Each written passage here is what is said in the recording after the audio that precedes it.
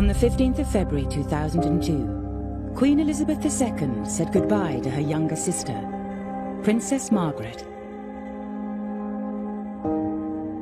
The Queen never cries in public, but on this day, she appeared to wipe a tear from her eye.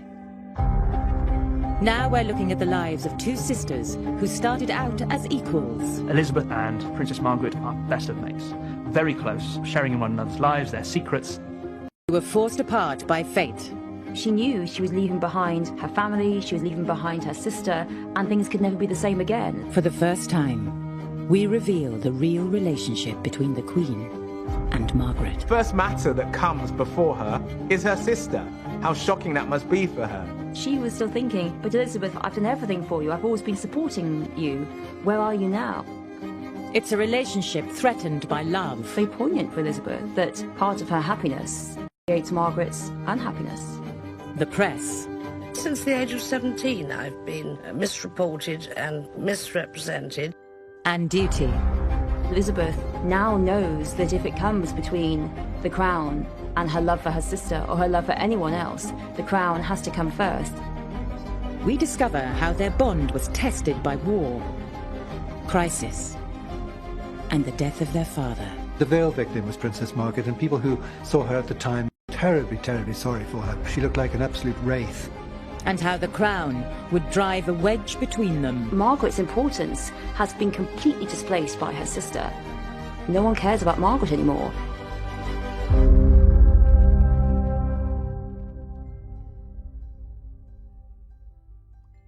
In May 1934, Princess Elizabeth and Princess Margaret made their first public appearance together, and they captured the hearts of the nation. Here were these two little girls in their identical pink coats and little pink bonnets trimmed with roses.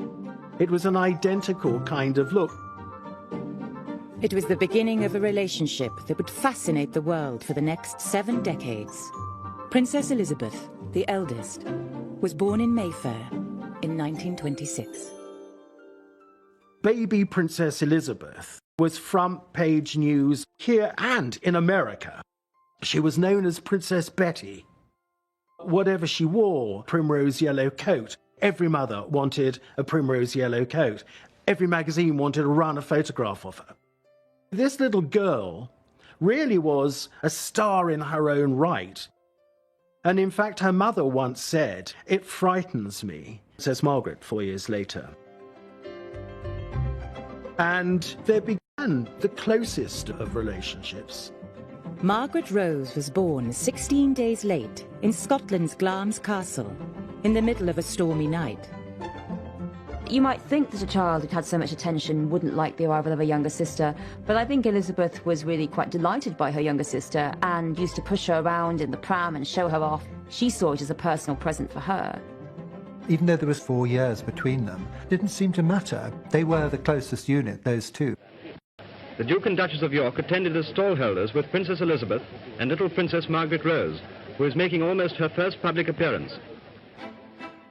From a very young age, Elizabeth saw herself as responsible for Margaret, saw herself as mothering Margaret.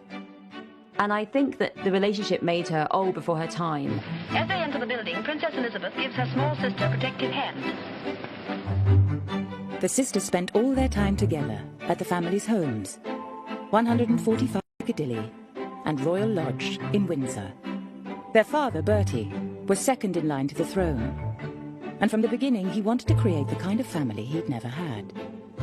Bertie had not had a happy childhood. His father had been very strict, nannies had been very cruel, and yet he was really determined to have a family life. Unusually for the time, he and the Duchess of York were hands-on parents. Elizabeth and Margaret played in their parents' bedroom every morning and had bath time and bedtime stories with them at night. They were the tightest of family units within the broader royal family. They were immensely close.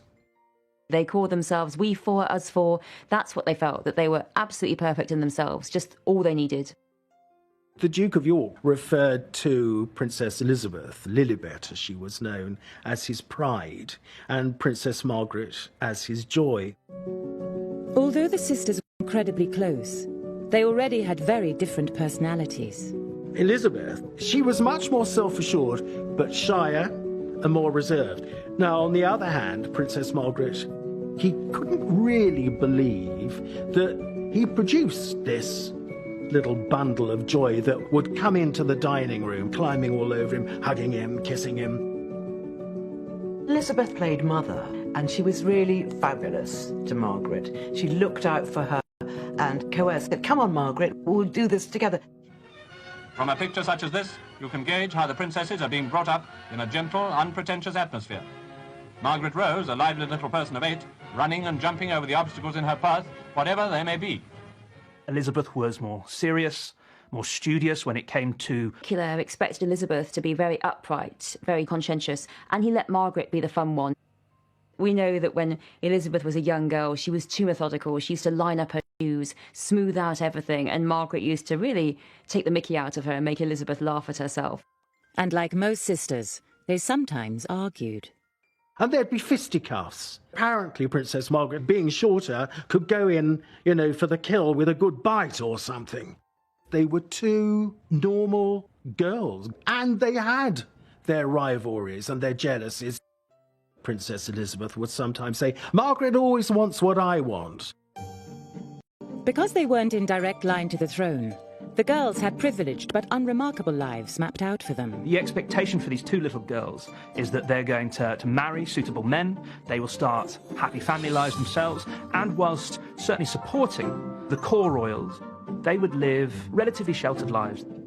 Elizabeth, at this point, her ambition was to marry a farmer and have lots of horses and have lots of dogs and really be an aristocratic housewife. That's what she wanted to be.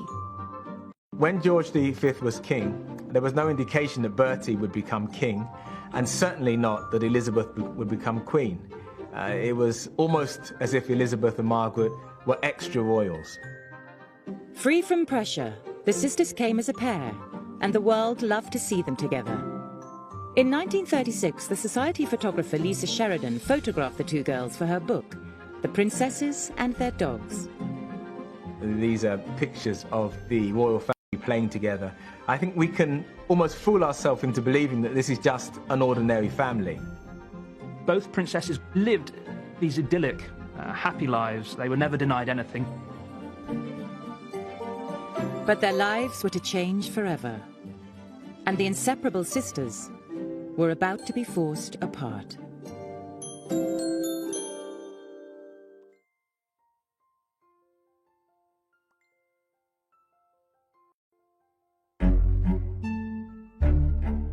Up to the ages of 11 and 6, Princesses Elizabeth and Margaret lived quietly together.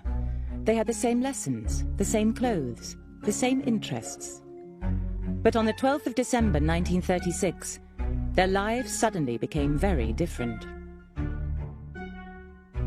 Their uncle David gave up the throne of England so that he could marry divorcee Wallis Simpson. And that meant their father, as next in line to the throne, would become king. Edward VIII had been trained all his life to be king. The Duke of York had never been trained for kingship at all. Until about 3 weeks before the actual abdication, it was inconceivable that this was going to happen. And so it dawned through them all. It was a seismic occurrence that Uncle David was going to give up the throne. And as Princess Margaret put it to me, because I said to her, "How did you learn about the abdication?" And she said, "Well, from my sister, who said, Uncle David is going away and Papa's to be king." So I said to her, "Does that mean you'll be queen?" And Princess Elizabeth said, "One day." Elizabeth and Margaret's world changed almost overnight.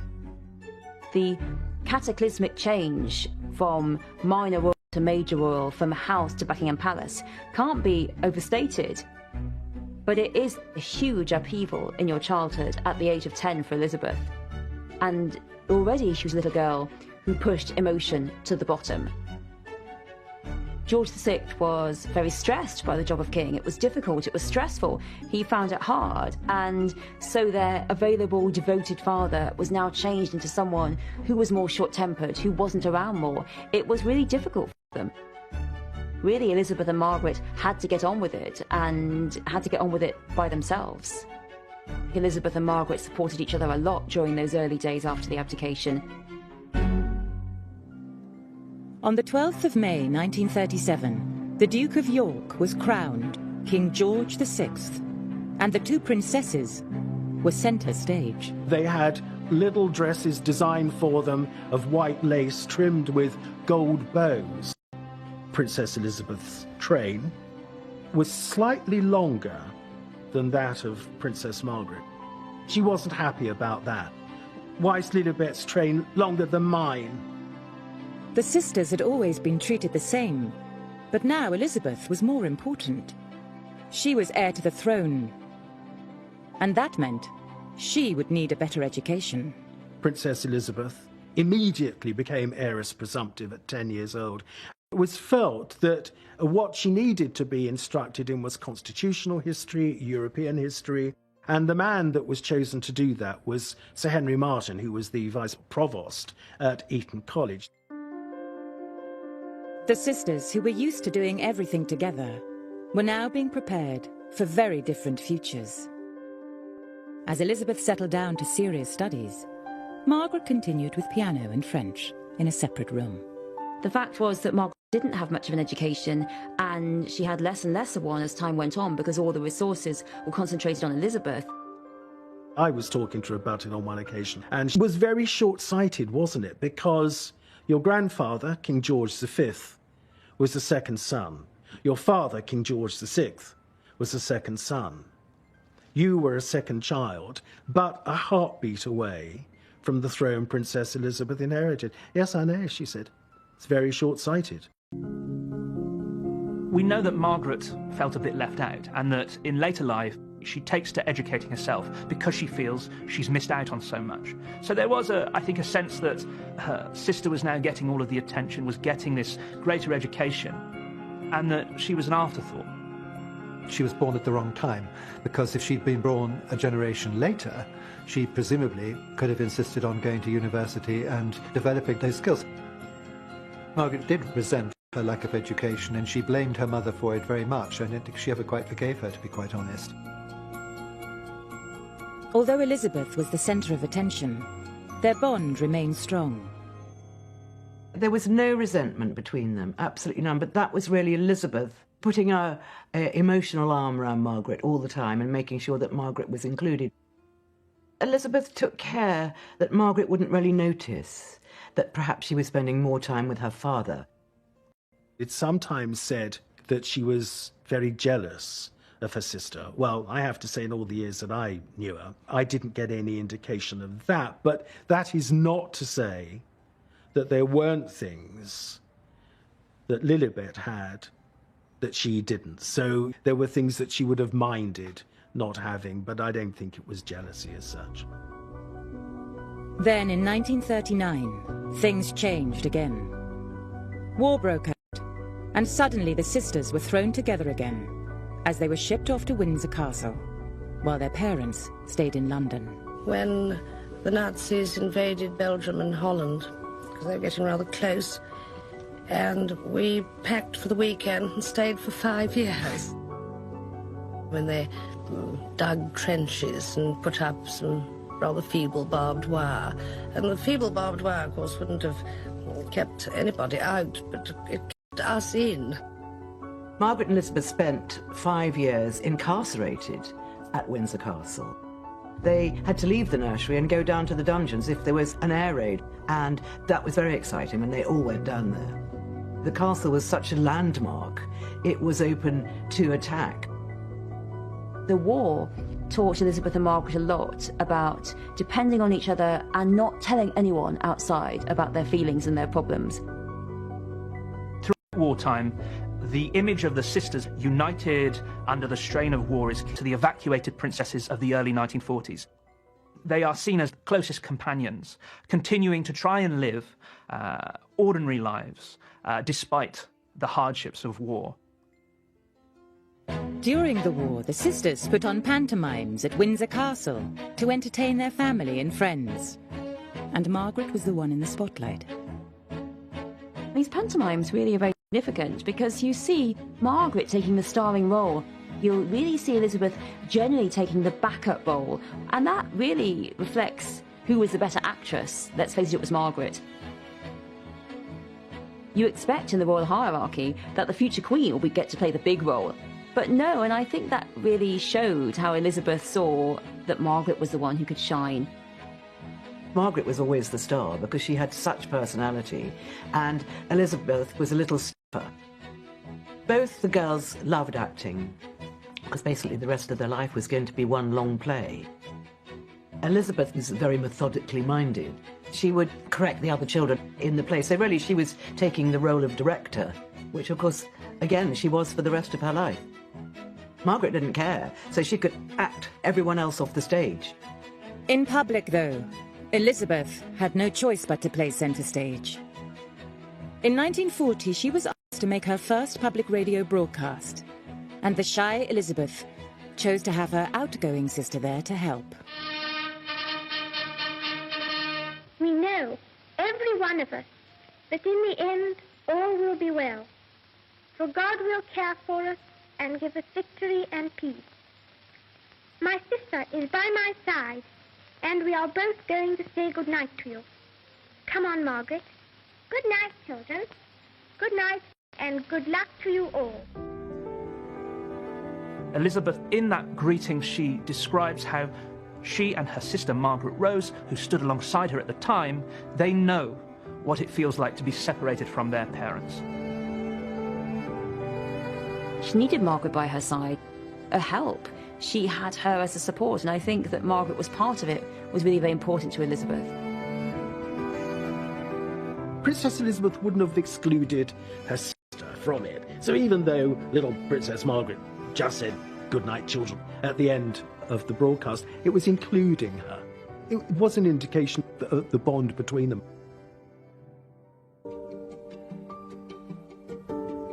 War had made the sisters much closer again. But in 1944, Elizabeth turned 18. Their childhood was coming to an end. Elizabeth, on turning 18 in 1944, she starts to take on more public join her. At 15, Margaret was left at home in the nursery, while Elizabeth moved into her own suite of rooms and took on more responsibilities. Princess Elizabeth's public image almost changes overnight. From one of two sisters, suddenly, on turning 18, her trajectory transforms completely. She takes on new roles, and there is, I think, a growing separation in terms of the kind of roles that these two princesses are fulfilling. Two different pathways that the princesses are going to move along.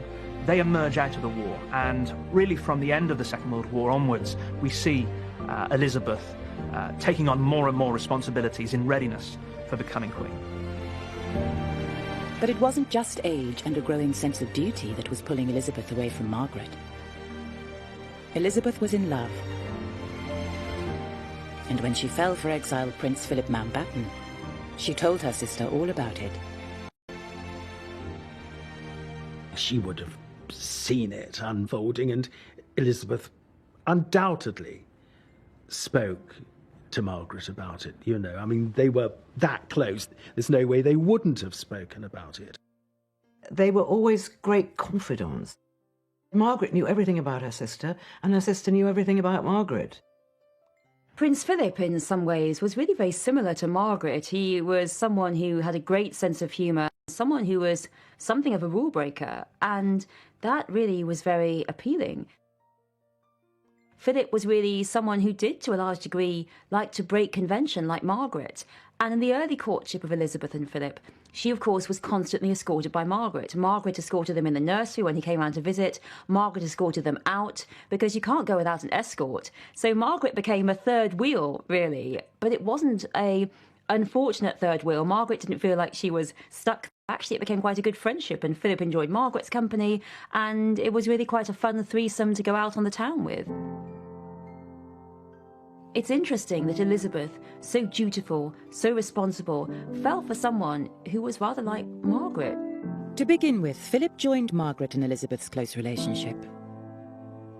Three of them made quite a good little team, and Margaret was always there. But Philip didn't seem to mind at all, and he was a very sophisticated young man, and yet he was sort of almost playing ball games with these two princesses. But as Elizabeth spent more and more time with Philip, she started to pull away from her sister. Initially, when Philip was courting Elizabeth, Margaret was always there. But as it got more and more serious, it became increasingly clear to Margaret that she would be left out. And it wasn't just Margaret that she was pulling away from. Operated in a totally independent way, which might not have been the first way that her parents wanted her, was by choosing Prince Philip. It was a very, very good choice. But they were nervous about him, and they thought he would be a modernizer. Well, he was. No one expected Elizabeth to have an independent mind of her own. They thought she'd go on being their princess forever and ever. The idea that just as a young woman she'd say, no, I want to marry him, that was really a shock. In 1946, Philip and Elizabeth got engaged, but the king asked his daughter to keep it secret until after the family's first trip abroad together, to South Africa in 1947. It would be the last time Elizabeth and Margaret would be together as two single sisters, because tragedy would soon tear their family apart.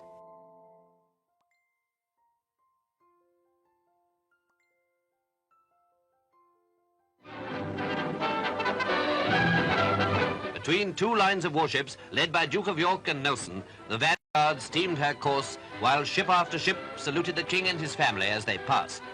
This was the first highlight of the voyage, and Britain was now far astern.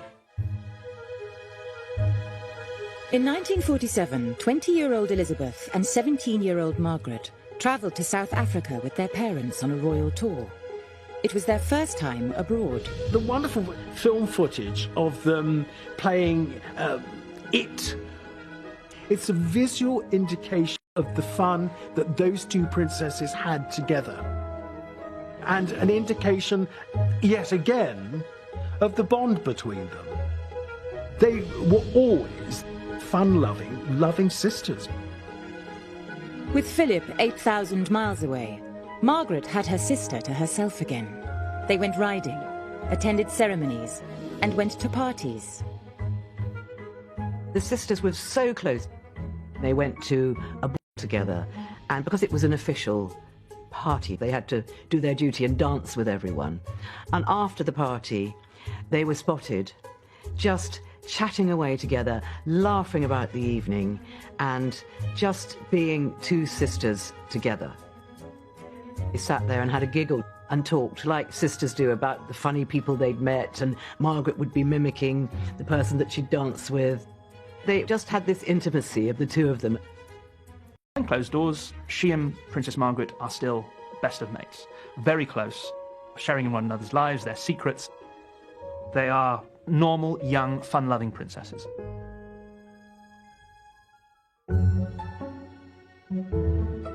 But although they were together again, there was no escaping the reality. On the 21st of April 1947, Elizabeth officially came of age as heir apparent, turning 21 while the family were in Cape Town.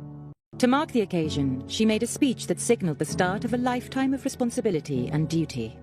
A life in which the crown must come first. Her speech, broadcast to Empire and Commonwealth, included these solemn words. I declare before you all that my whole life, whether it be long or short, shall be devoted to your service and to the service of our great imperial family to which we all belong. She made a very clear act of dedication. I think, again, thinking back to the abdication, that had been such an awful thing. She wanted to do her duty, and she made a very, very firm commitment, something which she's kept evermore.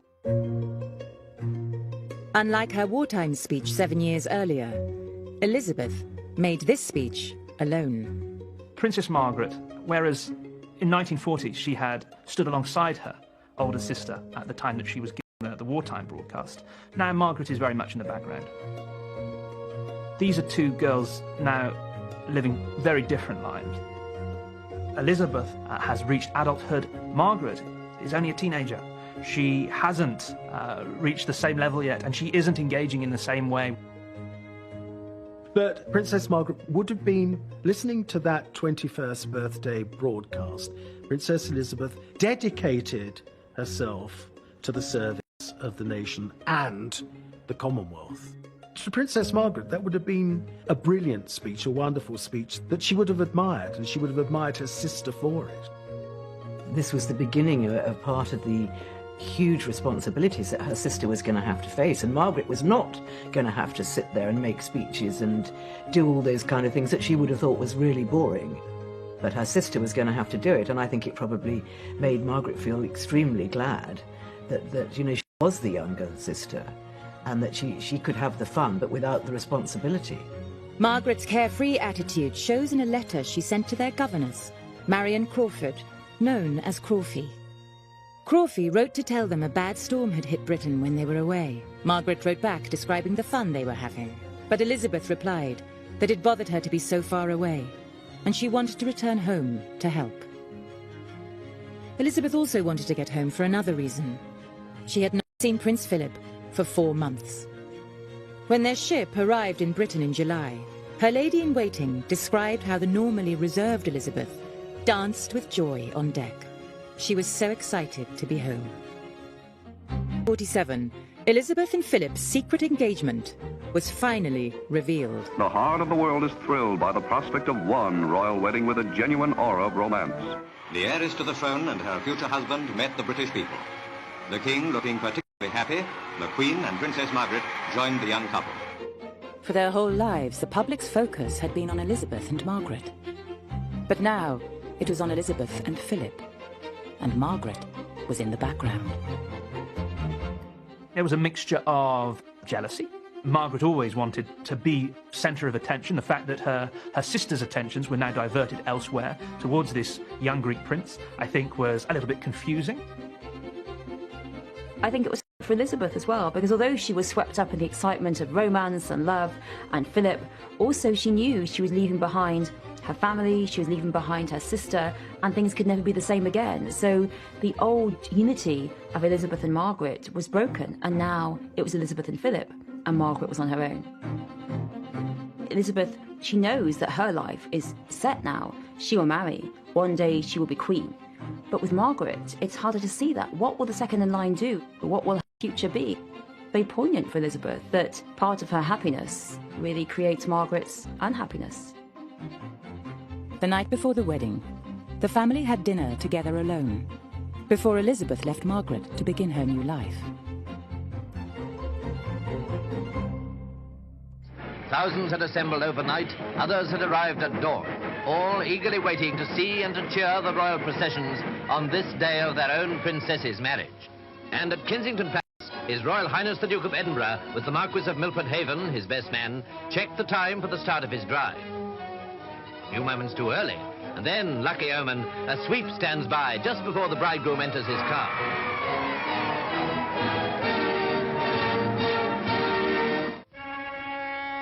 The royal wedding took place on the 20th of November 1947 in Westminster Abbey.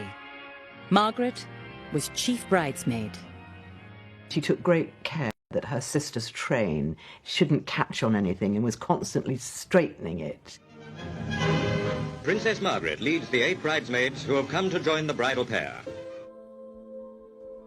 The king wrote a letter to Elizabeth after the wedding, saying, "I can see that you are sublimely happy with Philip, which is right, but don't forget us." He added that he had lost something very precious and urged her that our family, us four, the royal family, must remain together. Not unusual for fathers to feel like that, but I think he of all people felt it very keenly. The letter's interesting. But it was Princess Margaret who felt the loss most of all. On the day of her wedding, Margaret actually went to her elder sister's room and opened the door and had a look, and it was all empty. And she felt sad. She felt happy for her sister. But they didn't have very many other friends. They only really had each other. Suddenly her friend had gone. And I think she obviously felt lonely and rather dreaded the future. I think there's no doubt at all that Princess Margaret did feel very keenly the loss of her sister. Of course, they were still part of the family, but nevertheless, for two sisters who'd, for 21 years, had been as close could be. The bond remained, but of course there was that division now. Elizabeth and Philip had moved to Clarence House, and Elizabeth gave birth to their first child, Charles, in 1948. And this was an event of great excitement to Princess Margaret. When she knew that he was going to be called Prince Charles, she said, "I suppose I'll now be known as Charlie's aunt after this great theatre character." Margaret told friends that being known as Charlie's aunt was the title she was most proud of. But it couldn't make up for losing her sister. Elizabeth and Philip, and then with baby Charles, had their own lives. They also had official lives. And Margaret, until she became 18, was still the daughter of the house, the daughter at home. Without Elizabeth, Margaret was desperate for company and went out every night. There was a parting of the ways. Margaret was the party way, the irresponsible way, and I think that made up a little bit for missing her sister.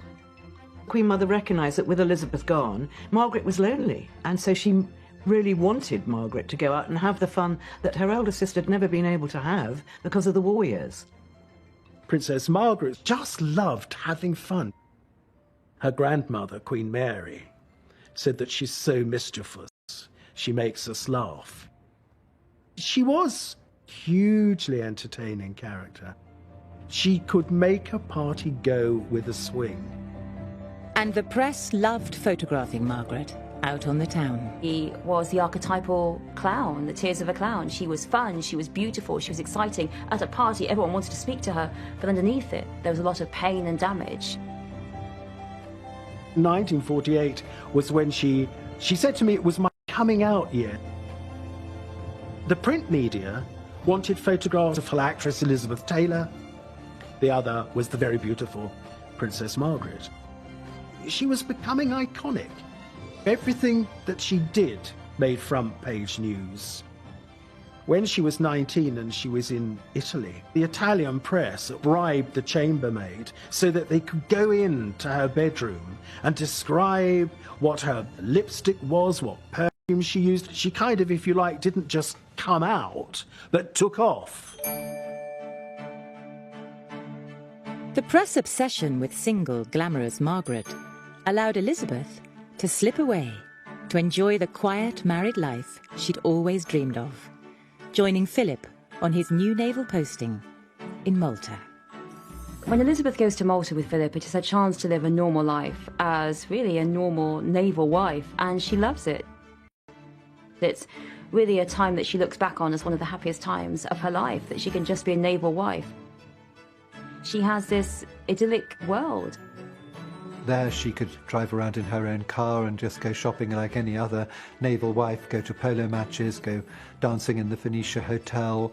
It was very relaxed. Margaret is generating all the headlines in a way that enables her sister to live out this quiet, more private and secluded life in Malta. But Elizabeth's happiness was about to come to an abrupt end.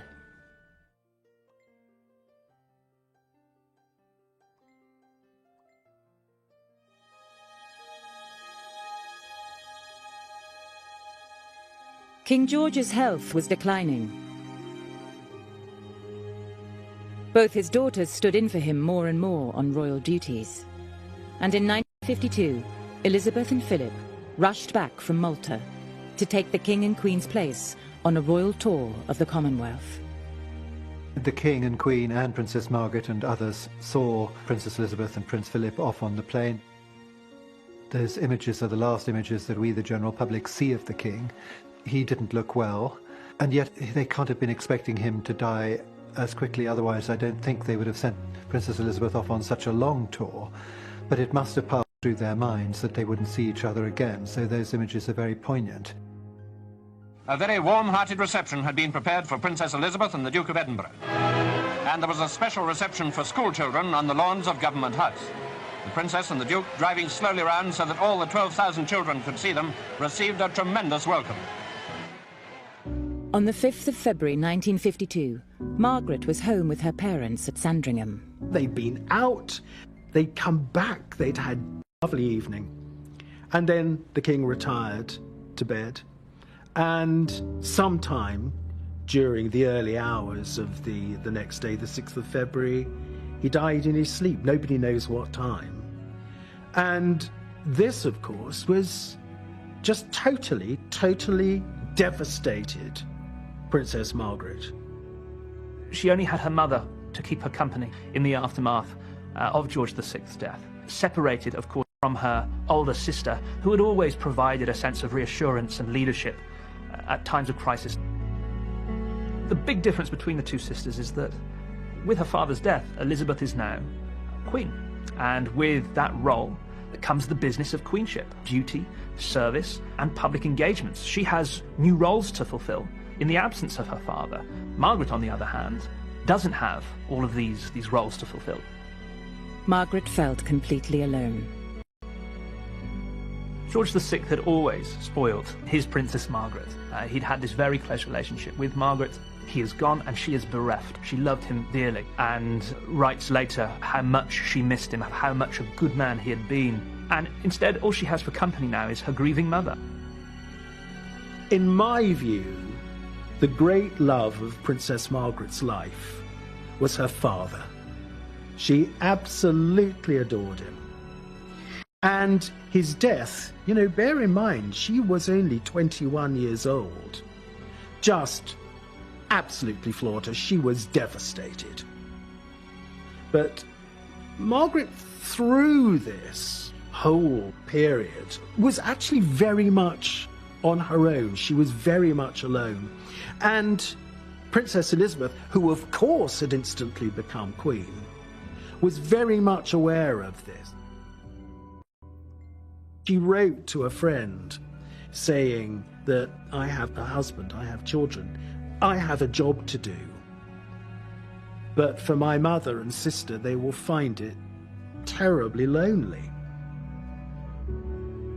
It's really very difficult for Margaret and for the Queen Mother. All of a sudden, they're not important anymore. They were always the royal family. Now they're not. Now they're just also-rans, and it's the Queen and Philip who are important.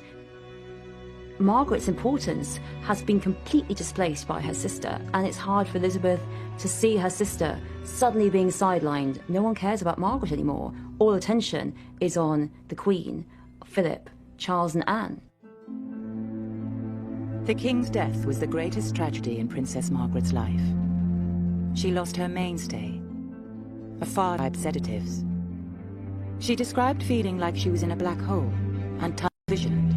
We were having lunch on one occasion, and she did say to me, "Oh, Christopher, I do wish you'd met my father." Even as an adult, she would still ask, why did he have to die so young? And she could get very emotional about it. She really could. Margaret actually went to pieces, and she was totally in shock. She really didn't believe that he was going to die. And her sister wasn't there. Her sister was married. Her mother was also in shock and grief, so she couldn't turn to her mother either. And for Margaret, her father's death had another very immediate impact on her day-to-day life. The veil victim was Princess Margaret, and people who saw her at the time were terribly, terribly sorry for her. She looked like an absolute wraith. Suddenly she'd lost everything. She would, of course, come to Windsor, Balmoral and Sandringham again, but now as a guest. These had been her homes before, and of course in due course she would move out of Buckingham Palace and move into Clarence House with the Queen Mother from early 53 through till 1960. It was not actually the best arrangement for her at all. For Elizabeth, it is different. She is above all the Queen, and she has the crown, and that takes precedence. And Elizabeth, who has always been the image of duty, now knows that if it comes between the crown and her love for her sister or her love for anyone else, the crown has to come first. Margaret was no longer just Elizabeth's sister. She was also her subject. And on the 2nd of June 1953, the nation was gripped as 27-year-old Elizabeth Windsor was crowned at Westminster Abbey. This is the biggest moment of her life.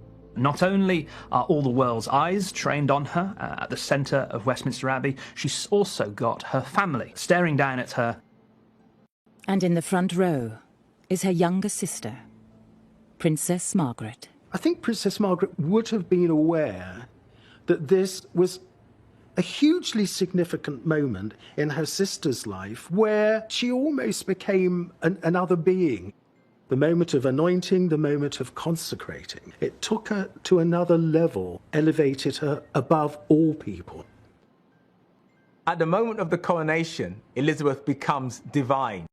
She actually grows another body, and this divine body is not the sister of Margaret. It is the Queen. It is head of state. Lady Glenconner, one of the maids of honour at the coronation, said to Margaret afterwards, "You looked a bit sad." And she said, "Of course I'm sad." She must have thought to herself, this is what the new order looks like. Over 20 million people around the world watched the coronation as Elizabeth became the most famous woman on earth.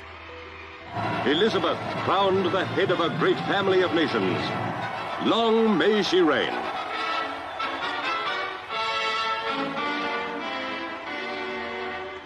But within 24 hours, it wasn't the Queen who was front page news. It was Margaret. And this time, there were no celebrations. The story that put her there would drive a wedge between the two sisters and cast a shadow over Elizabeth's first year on the throne. So in the lead up to the coronation in 1953, there are already rumours in Fleet Street amongst newspaper editors and journalists that Princess Margaret is romantically involved with a divorced man. And if you like, the journalists are looking for an opportunity to tell this story. The man was Group Captain Peter Townsend. And at the coronation, the press got the opportunity they'd been waiting for.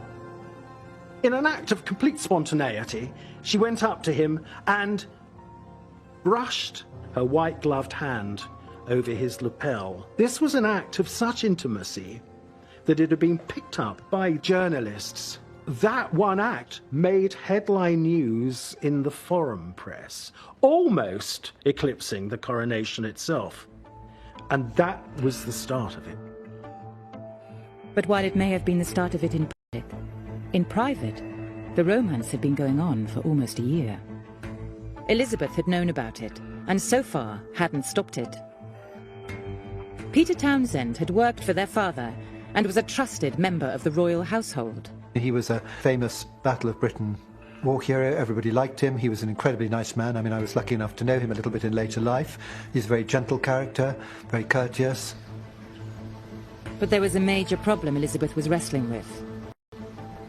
Townsend was a divorcee. The very fact she was on the throne at all was because her uncle Edward VIII had been forced to abdicate to marry a divorcee. This, of course, put the Queen in a very difficult situation. She's now head of the family. She is temporal governor of the Church of England, a church that does not approve of divorce. So Elizabeth had asked Margaret to wait until after the coronation before making the relationship public. She was quietly hoping the love affair would have cooled off by then. In some ways, it's almost the Queen saying to her sister, well, are you quite... It might fizzle out.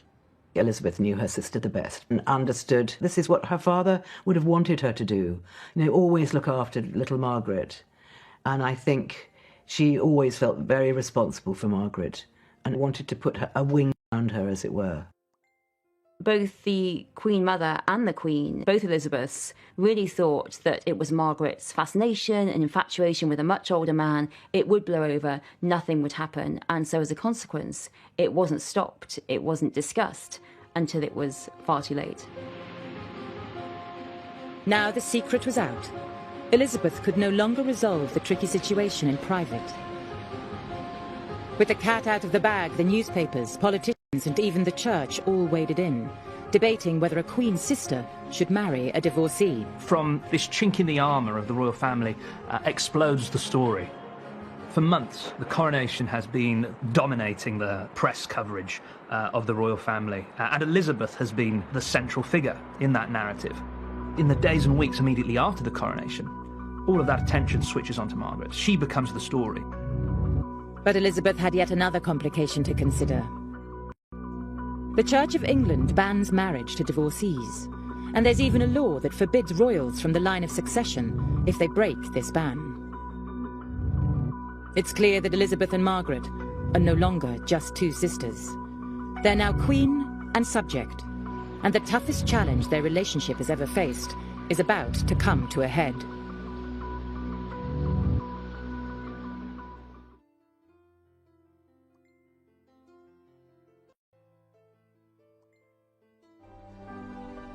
Since childhood, Elizabeth and Margaret had been a perfect pair, but now Elizabeth was queen, everything was different. She could no longer give Margaret advice and support just as a big sister. Their relationship became subject to the law. Many of us are blocked from what we want in life, but it's very infrequently we feel necessarily it's our sibling that blocks us from this. The Royal Marriages Act says if you're in line to the throne, you must have the monarch's permission to marry, until you're 25. Margaret was 23. To marry Group Captain Townsend, she would need her sister to agree, and that would mean Elizabeth going against the teaching of the church that she was head of. The whole thing about the Queen is that she's so uncomplicated as a personality, as a character. She couldn't understand why her sister had to go and fall in love with a married man. You know, she just flummoxed, really. Elizabeth may have been puzzled by Margaret's choice, but she desperately wanted her sister to be happy. But now, as Queen, it wasn't just the church she had to listen to, it was also the government. Taking advice. If she asks for formal advice from the Prime Minister or the Foreign Secretary on a matter, and it is given, she will accept that advice. The only time the Queen has ever really spoken about being Queen was that she said she was thrown into it. She had no rule book except to do what her father had done. She kept all the old courtiers, most of whom were much, much, much older than her. She had a Prime Minister who was much older than her. She was treading very carefully. The Prime Minister was 79-year-old Winston Churchill. He remembered the last royal marriage crisis between Edward VIII and Mrs. Simpson. And so did Tommy Lascelles, the Queen's private secretary. He was a relic from her father's court, and he definitely didn't approve of Townsend. There was a snobbishness at court regarding Townsend and Townsend's background. Though he had a sterling military record, he was ultimately a commoner. Not only that, he was a servant of the royal household. What should a royal servant be doing consorting with a princess? They don't agree. Townsend is a suitable choice for Margaret. Elizabeth was under huge pressure. While her advisors disapproved of the relationship, the public was very much on Margaret's side. The Daily Mirror announced a poll, and out of 70,000 replies to the poll, 68,000 replied saying she should be able to marry whoever she wants, whatever his background, whether he'd be divorced or not. So the public were very much on side. The Queen was in an impossible position. She had to decide, be a good queen or a good sister. You see Elizabeth very torn, because, of course, Margaret says to her, you can imagine, but you're the Queen. You can change things. You're the most powerful woman in the country. And Elizabeth is being told over and over again, this is how things are done. This is how things must be. You cannot change it. You can't change it just for your sister. You can't have an exemption for her. Things have to stay the same. In the weeks after the coronation, Tommy Lascelles and Churchill hatched a plan to send Townsend abroad on a posting to Brussels and ask the couple to wait 2 more years. In the meantime, the Queen Mother and Princess Margaret are going off on an official visit to East Africa. What they do is to get rid of him 2 days before the Queen Mother and Princess Margaret come back to London. And Princess Margaret really minded that. She said, we were promised that we'd be able to say goodbye, that we were promised that he wouldn't go before I got back. Lascelles' plan was a blow to Margaret, little choice but to agree. Margaret found it very difficult. Really, Peter Townsend had been someone she relied on. She missed him, she wasn't allowed to see him. For Elizabeth, the relationship of the sisterhood had been superseded by the crown. But for Margaret, the relationship with the sisterhood was still paramount. So she was still thinking, but Elizabeth, you're my sister. I've done everything for you. I've always been supporting you. Where are you now? One of the problems worse for Princess Margaret was not having anybody to talk to. Elizabeth stepped back. She had to. She didn't want to give a personal lead. She couldn't give a personal lead. The situation was painful for Margaret. And for her sister, it made the difficult job of being a new young queen almost impossible. Well, the Queen's not great at confrontation, and she does compartmentalise things. She had 2 young children, a gorgeous young husband, and suddenly she was queen in a man's world. Very much a man's world. Despite her personal feelings, Margaret could see the pressure her sister was under. And so, with Townsend away, she decided to help Elizabeth. Margaret saw that her sister was really going to need her. You know, even if it was just a telephone call in the morning to cheer her up. And they did speak every day on the telephone. For the next 18 months, Margaret focused on her family. They spent time together at Royal Lodge, Windsor, with Charles and Anne, and up at Balmoral. She was a very attentive aunt. The Queen always called her sister Margaret. And Charles, Anne, later Andrew and Edward, William, Harry, all knew her as Margot. That was the family name. Margaret sort of took upon the role of helping her sister, and she was brilliant with the children. She absolutely adored Anne and Charles. She was the one that helped them and encouraged them with their schoolwork and made life fun for them. So I think she sort of found a little role for herself. With Townsend in Brussels, Margaret had put her sister first and her love life second. Then, in August of 1955, she turned 25. Now she no longer needed Elizabeth's consent to marry. But things weren't that simple. Margaret knew that if she went ahead and married Townsend, there would be serious consequences. If she decided that she and Townsend were still going to marry, the only option would have been a civil marriage. And at that time, she would have lost her civil list income. She would have lost her role as a working member of the royal family. She would have lost her place in the line of succession. Her sister on public occasions. But there was a tiny glimmer of hope.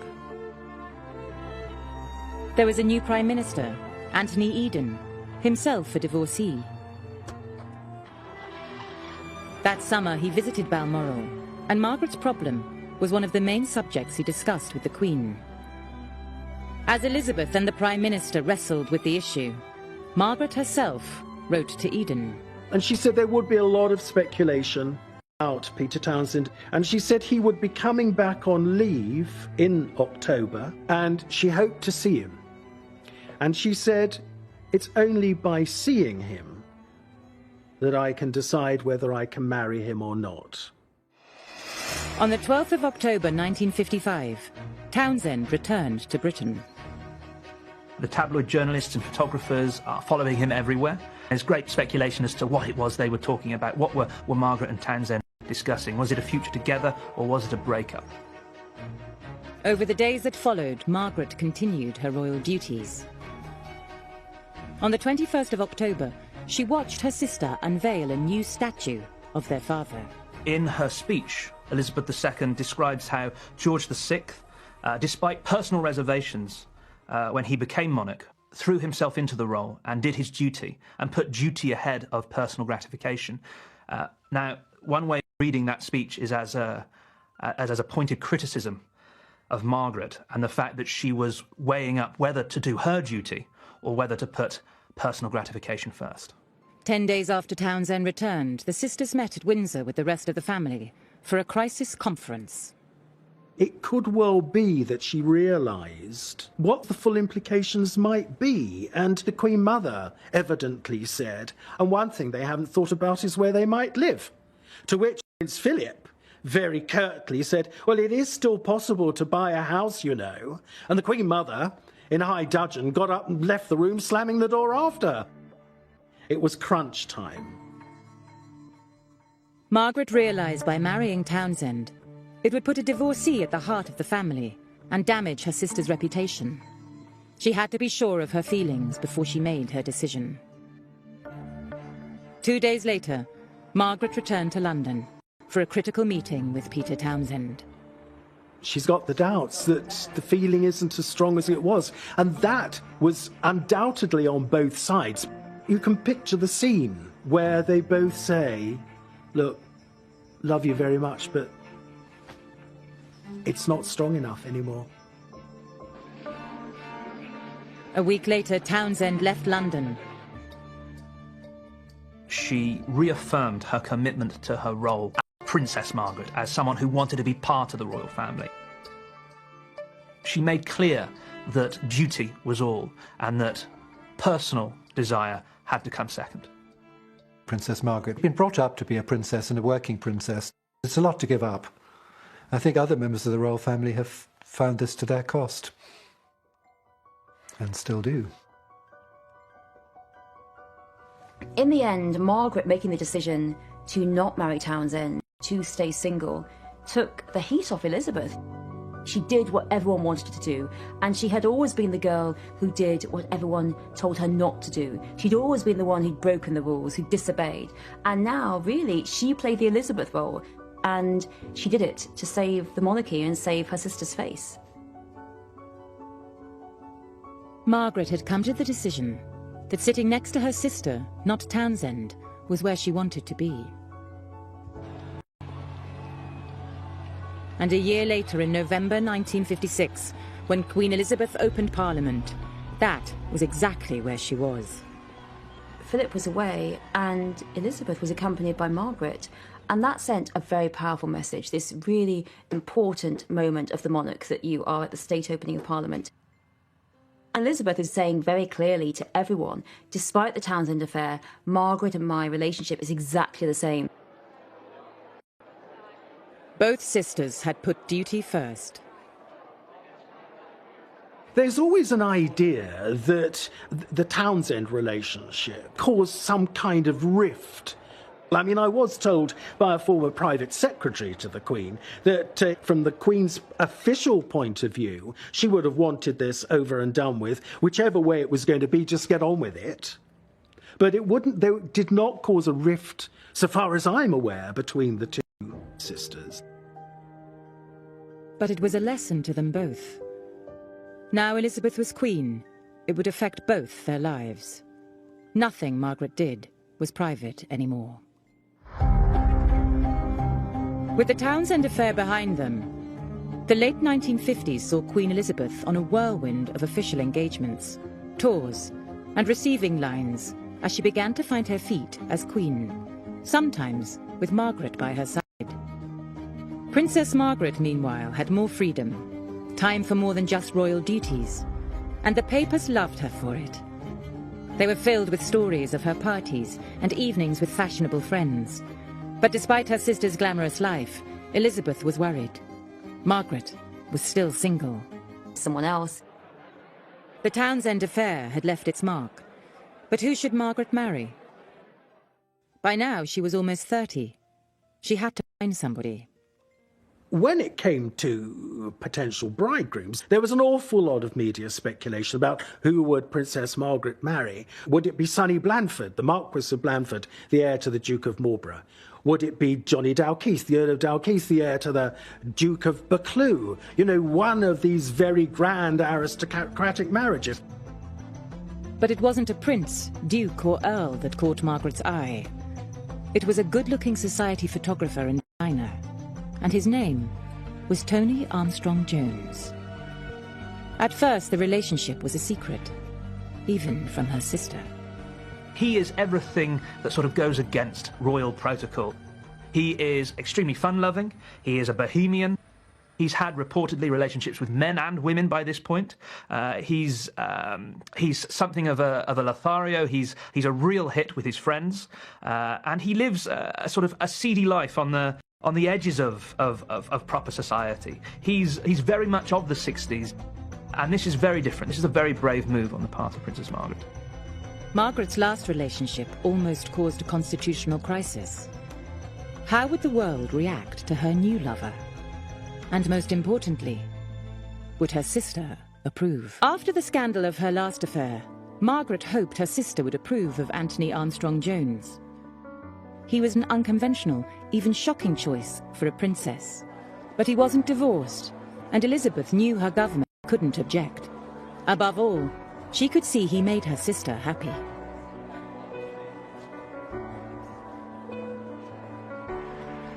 Desperate for Margaret to settle down, Elizabeth encouraged the relationship.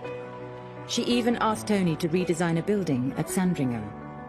And when Tony delivered the design, it was the perfect opportunity to ask permission to marry her sister. The princess said, "Can you imagine what the footman must have thought?" Because the Queen pressed the button for her page and said, "Please ask Mr. Armstrong-Jones to bring in his model." So in he went, and Margaret was there, and the Queen Mother was there, and the doors closed, and suddenly, whoops of laughter and cheers and all the rest of it, that the Queen had said, "Yes, of course you can marry," and all the rest of it. What must the footman have thought that Mr. Armstrong-Jones just bringing in his model? I think Elizabeth and the royal family were really quite pleased by Tony. The family felt that all their guilt over the Townsend affair could be washed over, because here was the number one, here was Mr. Right. This seemed to really say to everyone, you all made the right decision around the Townsend affair. Elizabeth was happy for her sister. And Margaret and her new husband soon became the toast of the town. Princess Margaret and Tony Armstrong-Jones, who then became Earl of Snowdon, of course, were the royal family's, the monarchy's golden couple. They encompassed all the glamour that anybody could want when it came to royalty. Here you'd got this incredibly beautiful princess who was really at the height of her popularity, you know, and everything they did made news. Everybody wanted to breathe the same air as Margaret and Tony.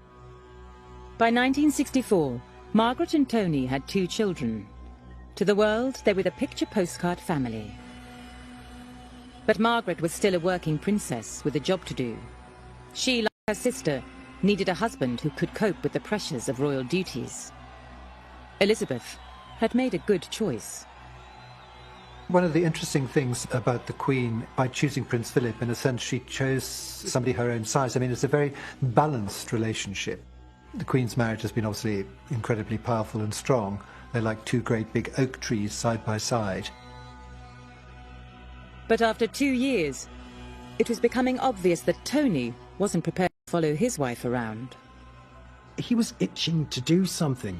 He did not want to be, for the rest of his life, Mr. Princess Margaret. He didn't want what he wanted at all. And it was the Queen and Princess Margaret who actually said, well then, for goodness sake, go back to work. But despite this concession, the marriage began to flounder. Snowdon and Margaret's relationship was very, very passionate, but it quickly became toxic, and he treated her very badly. He had a lot of affairs, and he didn't keep them secret, and even when he was with Margaret, he was really, really unkind to her. He used to leave these really nasty little notes around the house.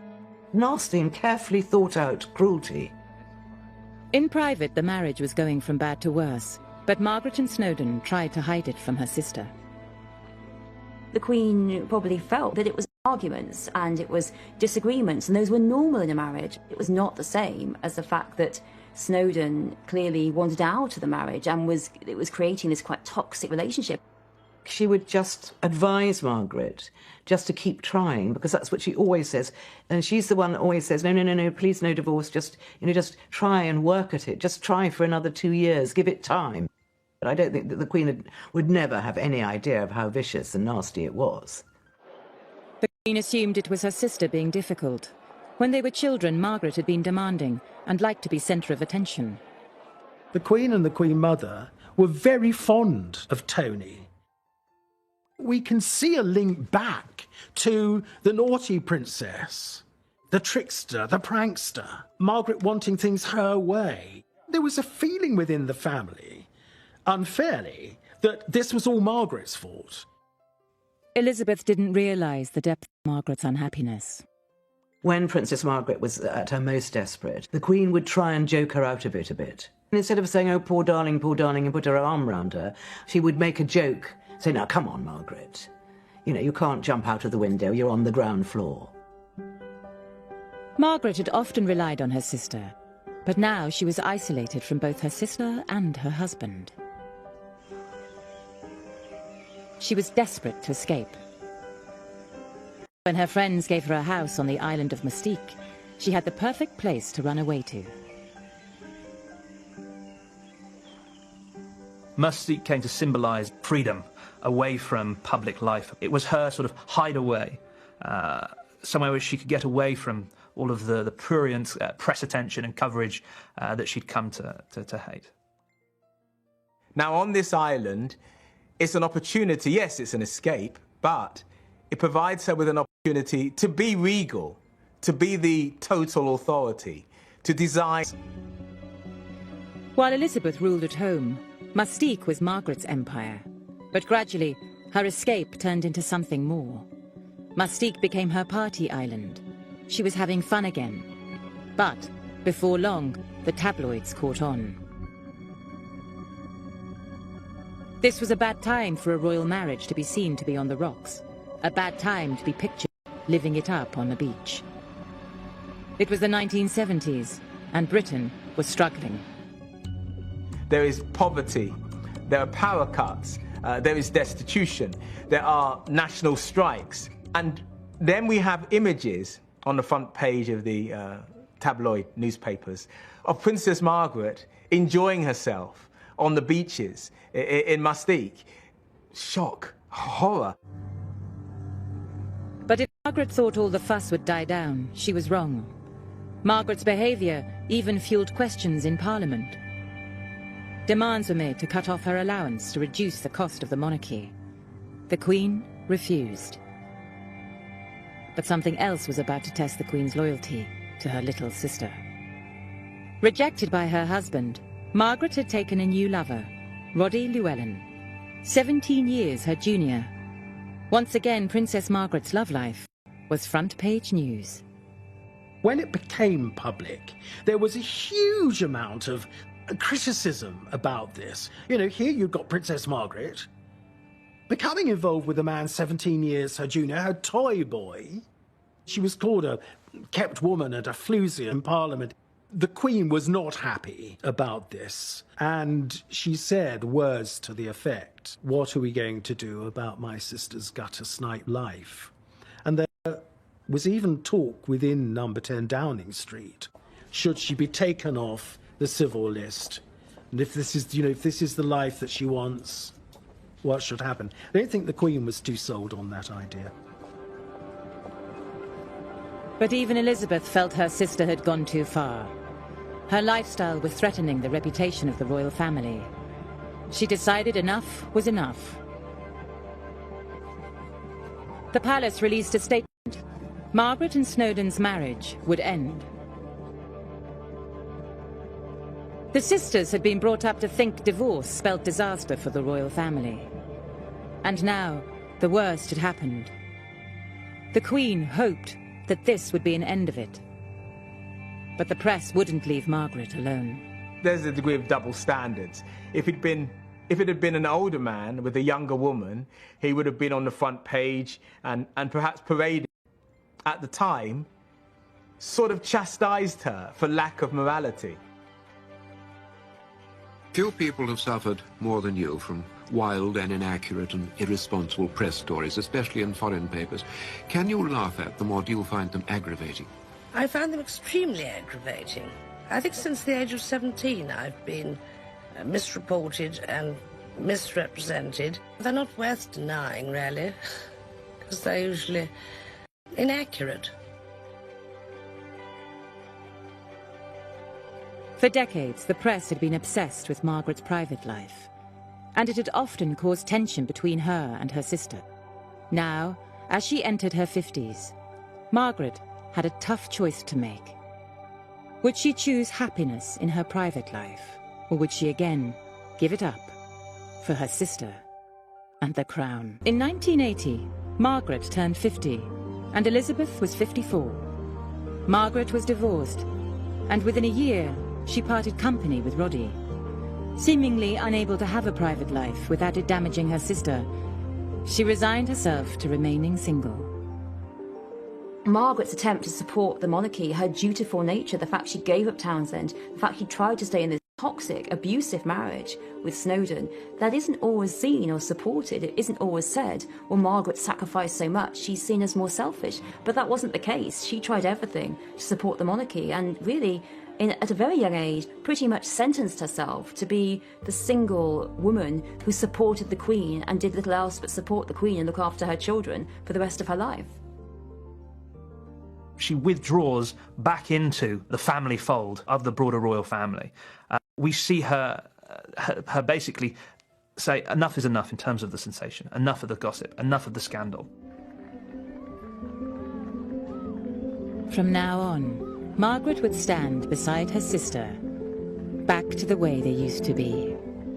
Margaret, despite her partying, her smoking, her drinking and her dramas, had great respect for the institution of the monarchy and a great respect for her sister being the head of the monarchy by being queen. During the 1980s and 90s, Margaret went into royal overdrive, supporting her sister in an endless round of duties. Princess Margaret's commitment to her official engagements was total. She said that she never wanted just to be a name on a letterhead. There was no point. There was a long staircase and I was at the top to greet them. And as they walked up, they looked like two sisters with a complete rapport, you know, sisters enjoying each other's company and having a gossip and a giggle. The interesting thing was they then separated and worked the room in different ways.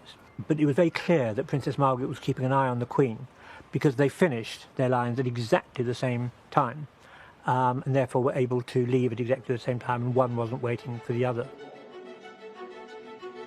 The sisters had been brought up to believe in their duty to the crown, and in the end, for Margaret, this meant duty to her sister. Princess Margaret did 200 events in my time, and at each one she'd have met 50 people, and so that's 10,000 people, complete strangers that she would make small talk to. And after a while I thought, she can't actually enjoy that. It can't be pleasurable. And you have to think, why would she have done that unless it was a sense of duty to the Queen? When the Queen was in her late 60s, she had to endure the very public breakdown of her children's marriages, and Margaret was there for her. I think the sisters became closer when everything started to go very wrong for the Queen. She was in those very traumatic years of the 90s. Diana had always been very close to Margot. She adored Margot. To start off with, she and Diana got on extremely well. There was an occasion when Diana had a jacuzzi, as Princess Margaret put it, jacuzzi. And Diana wanted her to see it, and the princess thought this was so brilliant that she wanted a jacuzzi as well. They were very close to one another until it all started to go wrong between Diana and Charles. When she saw that Diana's behaviour was bringing the monarchy into disrepute, she was angry because the monarchy was her sister. Margaret thought that Diana wasn't doing the right thing, that she thought that this was disrespectful to the Queen, to the idea of monarchy. And that's when there was the cut-off. If she felt that you were in any way letting the Queen down, being disrespectful to the Queen, betraying the Queen, that was it. She was always there. And I think she tried to help her sister to see how difficult life was for her children, and how sometimes it was better to just say, well, look, forget it and let them get on with it, let them divorce, let them part. And you know, it's just life's rich pattern, really, and just because you're royal doesn't mean it can't happen to you. Sister who looked after her again. We know that as Princess Margaret's health deteriorated, that the Queen asked her press secretary to basically get in touch with the press editors and the journalists in the UK to stop the interest in her sister. On the 9th of February 2002, Margaret died in hospital in London. She was 71. Elizabeth had lost her sister, and her best friend. The loss of Margaret was really cataclysmic to the Queen. It was very, very painful. The Queen did see that Margaret's health had been put under strain by what had been denied to her emotionally. It's a very lonely place, being sat atop a throne, and to have a companion, to have a confidant who you can confide in and who you can tell your secrets to, and who shares in that life with you, I think was extremely important to both women. Even after her death, the press still painted Margaret as a rebellious, chain-smoking partygoer. But the truth is, much of her life was a dutiful one. By the time of her death, she'd been patron of 42 charities and had carried out 99 official visits overseas and thousands of royal engagements. Above all, she stood by Elizabeth, supporting her all her life. When we look back at the princesses' lives together, we could say that Margaret ended up sacrificing quite a lot. In some cases, she had given up something that she had wanted to maintain the strength of the monarchy and her sister's reign. Margaret didn't choose to sacrifice all for the crown because she loved the crown above all. She chose it because she loved her sister above all. She wasn't sacrificing for the crown, she was sacrificing for her sister. It was an unbreakable bond in a way that is probably difficult for anyone outside the royal family to understand, because their life is so unique and so different and basically so dedicated to duty and in a way destroyed by the fact that they're always on public show. So only Margaret would really know how that felt. Margaret's funeral took place 50 years to the day that her father had been laid to rest, in the same place. I was privileged enough to be asked to go to the princess's funeral at St George's Chapel at Windsor. Both Snowdon and Roddy Llewellyn attended the funeral. Margaret's choice of men had strained the sisters' relationship, but finally Elizabeth could... died. The Queen did say to Lady Glenconner, who had been instrumental in introducing them, that thank you for introducing Roddy to Princess Margaret, because it was an important relationship to the princess. 7 weeks after Margaret died, the Queen also lost her mother. When the Queen made her public broadcast to thank people for their tributes to her mother, she also said privately that she couldn't have mentioned her sister, she couldn't have got through it. The royal princesses had supported each other for a lifetime of change. Together, they had faced public crisis, war, press attacks, and scandal. But despite their many ups and downs, they'd remained the closest of friends. Tightest of family units within the broader royal family. They were immensely close. They called themselves we four, us four. That's what they felt, that they were absolutely perfect in themselves, just all they needed. The Duke of York referred to Princess Elizabeth, Lilibet as she was known, as his pride, and Princess Margaret as his joy. Although the sisters were incredibly close, they already had very different personalities. Elizabeth, she was much more self-assured, but shyer and more reserved. Now, on the other hand, Princess Margaret, he couldn't really believe that he produced this little bundle of joy that would come into the dining room, climbing all over him, hugging him, kissing him. Elizabeth played mother, and she was really fabulous to Margaret. She looked out for her and coerced her. Come on, Margaret, we'll do this together. From a picture such as this, you can gauge how the princesses are being brought up in a gentle, unpretentious atmosphere.